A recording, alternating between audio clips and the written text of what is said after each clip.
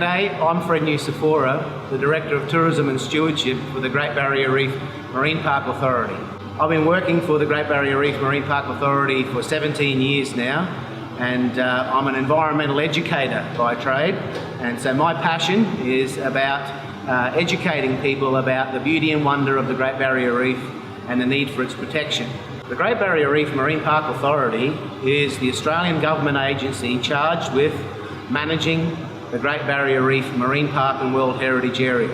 So we're talking of a space that is about as big as 70 million football fields, about the size of Italy, or 2,300 kilometres long. So that's the west coast of the United States of America. The Great Barrier Reef over the last couple of years has experienced significant pressures from global climate change. In 2016 and 2017 we saw back-to-back coral bleaching events create significant pressure on the Great Barrier Reef. So certainly those back-to-back bleaching events and the cumulative impacts flowing on from those events, like some coral disease and also things such as crown of thorns starfish and cyclones and the flooding that goes with cyclones, are all putting pressure on the reef as we see it today. My name is Gareth Phillips. Originally South African born, moved to Cairns, Australia in 2008. Following my love of the ocean, come to spend my life on the Great Barrier Reef. Took over Reef Teach in 2010. Reef Teach was born out of demand from people wanting to know more and more about the Great Barrier Reef. So a group of us as marine biologists got together and decided, let's share our knowledge, what we know about the ecosystem, so that when people go visit it and experience it, they actually understand it more, enjoy it more, and we find if they understand it and enjoy it more, every time they use it, whether it's snorkeling, diving, even fishing, they're more responsible with it. So it's that's where our motto comes in, with learning comes appreciation. The thing that gets me so excited about the Great Barrier is its complexity. Like we know technically so little about it. My name's Marie Taylor. I'm a marine biologist and I work for Reef Magic Cruises. My position is Reef Community Education Coordinator. So I've been working as a marine biologist in the education field for about 18 years now on the Great Barrier Reef. We believe in innovation and we believe in being inclusive. So what we do is we work in a combination of science and culture with marine biologists and Indigenous rangers, teaching the children about the Great Barrier Reef. And what we do is we look at the social, the cultural, the economical and the connections of the environment to our community and how we are an extension of the Great Barrier Reef. So my name is Russell Hosp. I'm the Environmental Sustainability Manager for Passions of Paradise. I've been with the company for 9 years now and in this role for the last 5. So my duties include looking after all of our environmental management, working with our various stakeholders. We run a couple of environmental programs such as a marine conservation program, and we're also heavily involved with the Marine Park Authority's Eye on the Reef. Yeah, so we see our role as supporting the ecological and economical sustainable tourism operations. We're heavily involved in looking after the Great Barrier Reef and all 2,300 kilometres of it. The marine tourism industry is the principal tourism activity within the catchment of the Great Barrier Reef. It employs 63,000 people. It's the largest employer in the entire region. For a dollar value, it's $6.4 billion a year, second only to mining in dollar value to the Australian economy. And we contribute $836 million a year in government taxes and surcharges.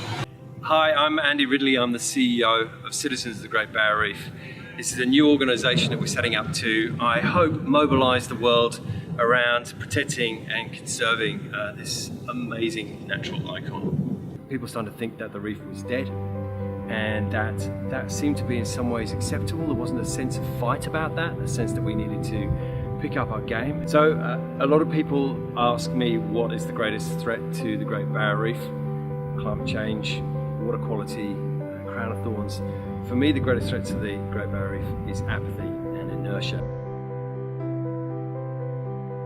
One of the big problems that we have right now, because we've had a couple of massive bleaching events, is the fact that we've got an outbreak of crown of thorns occurring almost in the same area. And so we talk about dealing with climate change, but we've also got to deal with the water quality. The biggest challenge we have, bar none, is climate change. The reef is under threat. My way of describing the reef is on the edge of a cliff.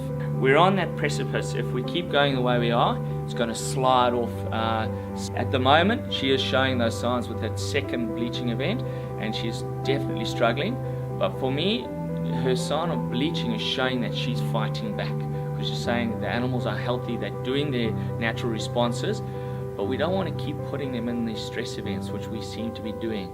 So I'd like to say the reef is under threat, but she's fighting hard to remain on top of her game. The easiest way is to believe that it's not a lost cause, to believe in the reef, that it's not dead. We can't wait any longer, and we have to start moving, and you can't wait for someone else to do it. So that's what Citizens is about. It's about what are the boats doing that go out there every day, what's the marine biologist doing on the back of the boat that talks to all the tourists, what's the government doing, but what am I doing as a citizen? If you want to solve the problems of the Great Barrier Reef, you have to solve climate change. And climate change requires a level of activity across the planet that we've never really done before. If you want to get into the detail of that, it means you've got to leave the minerals in the ground. What we have at the moment is still quite excellent, especially at our sites, because they're so well maintained. However, what I have noticed, it's pretty hard to ignore the last 2 years, the mass bleaching events.